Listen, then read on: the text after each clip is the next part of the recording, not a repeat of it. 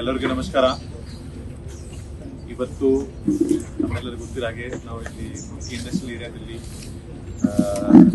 ಪ್ರತಿ ವರ್ಷ ರೀತಿ ಈ ವರ್ಷ ಕೂಡ ಕೋರ್ಟಿಂದ ನಾವು ಪರ್ಮಿಷನ್ ತಂದುಬಿಟ್ಟು ಕಳೆದ ವರ್ಷ ನಾವು ಬಹಳಷ್ಟು ಡ್ರಗ್ ಕೇಸಸ್ ಮಾಡಿದ್ದೀವಿ. ಆ ಸಂಬಂಧಪಟ್ಟ ಎಷ್ಟು ಡ್ರಗ್ಸ್ಗೆ ನಾವು ಸೀಸ್ ಮಾಡಿದ್ದೀವಿ ಅದು ಇವತ್ತು ನಾವು ಡಿಸ್ಟ್ರಾಯ್ ಮಾಡ್ತಾ ಇದ್ದೀವಿ.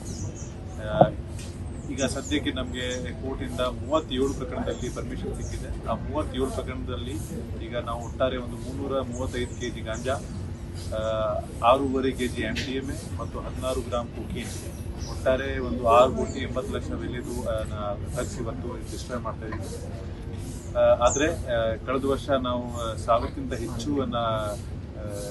ಡ್ರಗ್ಸ್ ಕೇಸಸನ್ನು ಬುಕ್ ಮಾಡಿದ್ದೀವಿ. ಅದರಲ್ಲಿ 88 ಪೆಡ್ಲಿಂಗ್ ಕೇಸಸ್ ಇತ್ತು, ಮಿಕ್ಕಿದ್ದು ಎಲ್ಲ ಕನ್ಸಂಪ್ಷನ್ ಕೇಸಸ್ ಇತ್ತು. ಸೊ ಆ 88ದಲ್ಲಿ ಕೂಡ ಸಾಕಷ್ಟು ಕೇಸಸ್ ಮತ್ತು 2023 ಕೆಲವು ಕೇಸಸ್ ಈಗಾಗಲೇ ಕೋರ್ಟ್ದು ಪರ್ಮಿಷನ್ ಪ್ರಕ್ರಿಯೆಯಲ್ಲಿ ನಡೀತಾ ಇತ್ತು. ಅದರಲ್ಲಿ 91 ಪ್ರಕರಣ ಈಗ ಇನ್ನೂ ಪರ್ಮಿಷನ್ ಬರೋದು ಬಾಕಿ ಇದೆ. ಸೊ ಇವತ್ತು ನಾವು ಏನು ಡಿಸ್ಟ್ರಾಯ್ ಮಾಡ್ತಾ ಇದ್ದೀವಿ ಅದು 2023 ಮತ್ತು 2024 37 ಪ್ರಕರಣಗಳು. ಸೊ ಅದರದ್ದು ಬೆಲೆ ಈಗ ಸುಮಾರು ಒಂದು 6,80,00,000 ಇದೆ.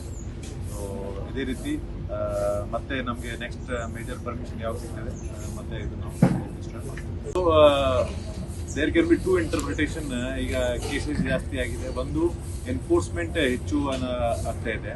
ಸೊ ಈಗ ನೀವು ನೋಡಿರ್ಬೋದು 1.5 ವರ್ಷ ಹಿಂದೆ ನಾವು ಯಾವಾಗಿಂದ ಪ್ರತಿಯೊಂದು ಸಬ್ ಡಿವಿಷನ್ದಲ್ಲಿ ಒಂದು ನಾರ್ಕೋಟಿಕ್ಸ್ ಟೀಮ್ಗೆ ನಾವು ಎಸ್ಟಾಬ್ಲಿಷ್ ಮಾಡಿದ್ದೀವಿ, ಯಾವಾಗಿಂದ ಆ ನಾರ್ಕೋಟಿಕ್ಸ್ ಟೀಮ್ ಅವರು ಸತತವಾಗಿ 27 ತಾಸು ಒಂದು ಕಂಟಿನ್ಯೂಸ್ಲಿ ಅದೇ ಕೆಲಸ ಮಾಡ್ತಾ ಇದ್ದಾರೆ.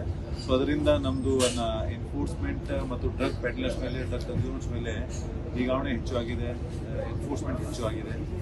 So that is one major reason for the jump in cases. ಯಾಕೆಂದರೆ ನಮ್ಮದು ಬಿಲೀಫ್ ಇದೆ that once we get the ಕನ್ಸ್ಯೂಮರ್ಸಿಂದ ಪೆಡ್ಲರ್ಸ್ಗೆ ಹಿಡಿದು ಸುಲಭ ಇದೆ. ಆ್ಯಂಡ್ ಇನ್ನು ಭಾಳಷ್ಟು ಪ್ರಕರಣದಲ್ಲಿ ನಾವು ಕನ್ಸ್ಯೂಮರ್ಸ್ ಮುಖಾಂತರ second or third layer peddler ತನಕ ಹೋಗಿದ್ದೀವಿ. ಸೊ ಅದರಿಂದ ಕಳೆದ ವರ್ಷ 2023ಗಿಂತ ಹೆಚ್ಚು ಡಬಲ್ ಸೀಸರ್ಸ್ ಇತ್ತು ಮತ್ತು ಬೆಲೆ ವೈಸ್ ಕೂಡ ನಾವು ಅತಿ ಹೆಚ್ಚು ಸೀಸರ್ ಮಾಡಿದ್ದೀವಿ.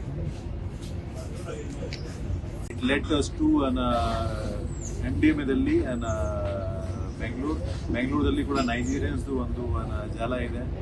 ಆ್ಯಂಡ್ ನಮ್ಮ ತನಿಖೆ ಪ್ರಕಾರ ಇಲ್ಲಿವರೆಗೆ we cannot disclose all the information, but it leads to ಡೆಲ್ಲಿಯಲ್ಲಿ ಕೂಡ ಕೆಲವು ಸೆಂಟರ್ಸ್ ಇದೆ, ಅವು ಆಲ್ ಓವರ್ ಇಂಡಿಯಾ ಸರ್ಕ್ಯುಲೇಟ್ ಮಾಡ್ತಾರೆ. ಅದೇ ರೀತಿ ಬೆಂಗಳೂರಲ್ಲಿ ಇರೋದು ನೈಜೀರಿಯನ್ಸ್, ಅವರು ತಮ್ಮ ಹೆಡ್ ಕ್ವಾರ್ಟರ್ದಲ್ಲಿ ಸಂಪರ್ಕ ಇರ್ತಾರೆ. ಒಂದು ನನ್ನ ಅನಿಸಿಕೆ ಪ್ರಕಾರ ಒಂದು ಇಡೀ ಇಂಡಿಯಾದ ಒಂದು ಜಾಲ ಇದೆ. ಆ್ಯಂಡ್ ಭಾಳಷ್ಟು ಜನ ಇಲ್ಲಿ ಟೂರಿಸ್ಟ್ ವೀಸಾಲಿ ಬಂದು ವೀಸಾ ಎಕ್ಸ್ಪೈರಿ ಆದ ನಂತರ ಕೂಡ ಇಲ್ಲಿ ಬಿಟ್ಟು ಇದೇ ಕೆಲಸ ಈಗ ನೈಜೀರಿಯನ್ಸ್ ಮಾಡ್ತಾ ಇದ್ದಾರೆ. ಅದರಿಂದ ಈ MDMA ಪ್ರಕರಣ ಸ್ವಲ್ಪ